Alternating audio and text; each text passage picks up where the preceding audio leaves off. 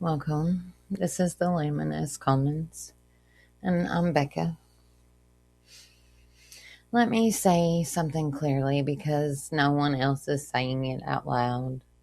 If you feel stuck, and if you feel overwhelmed, if you feel like you should be further along by now, especially after all the healing work that you've done, you're not broken. You're not failing your awakening at all. And you're not doing spirituality wrong. You're just listening to a voice that was never meant to lead your life. And today I want to help you tell the difference. Because, most people don't feel lost because they lack intuition. They feel lost because they've just been taught to obey the wrong signal. And they've been praised for it. Here's something that it just might feel a little uncomfortable, but it's important. Trauma can sound calm, anxiety can sound reasonable, and fear can sound very convincing, especially when it's learned how to speak in a soft voice, especially in spiritual spaces. We're told intuition is peaceful, that it's gentle, that it feels like a yes in the body. But no one tells you this part, Survival patterns can also feel familiar. And familiarity is often mistaken for truth. If you grew up needing to stay alert, if you learned to read the room, if your nervous system was trained to anticipate danger, that voice will feel normal. It might even feel a little responsible, protective, wise. But intuition doesn't obsess. It doesn't rush you. It doesn't shame you for needing time. Fear does. Most people are being run by one of three internal voices, and they think it's intuition. The first is the survival voice. Now, this voice formed early. Its job was to keep you safe, locked, and unhurt. It asks questions like, what if this goes wrong? Or, what if I embarrass myself? Or what if I, lose everything? It's very focused on outcomes. And it will always choose what feels safest in the short term, even if it costs you everything and your truth as well.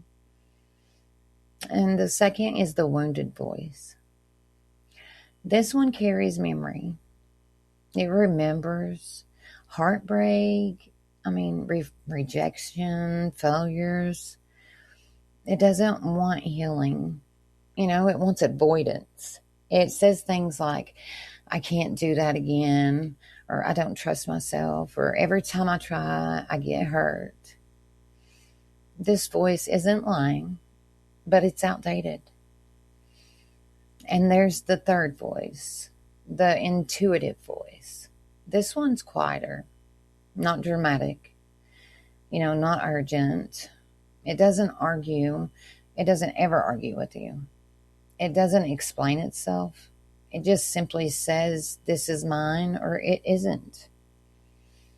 And then it waits. And here's the truth that keeps people stuck longer than anything else. Most people are waiting to feel safe before they move. But intuition rarely works that way. Intuition asks for honesty before comfort, movement before certainty, presence before proof. And that terrifies a nervous system that's learned safety through control. So instead, people, they kind of just intellectualize. They journal, they analyze, they wait for another sign. And they call that alignment, but it's not. It's hesitation dressed up as wisdom. And I say that with compassion, not judgment, because hesitation kept you alive once. It just can't lead you forward now. So here's a simple way to tell the difference starting today. When a voice speaks inside you, ask, is this voice asking me to shrink or to show up? Is it trying to protect me from discomfort or inviting me into integrity? Does this feel urgent and panicked or steady and clear, even if it's uncomfortable? Intuition doesn't beg. It doesn't threaten. It doesn't loop. It waits for your consent. You know, if you're waiting for fear to disappear before you trust yourself, Lord, you'll be waiting forever. The question isn't, am I afraid? The question is, who is speaking right now? And more importantly, who do I choose to listen to? You know, you don't need more guidance. You need permission to trust the voice that isn't trying to control you. Sit with that today. That's where your clarity lives.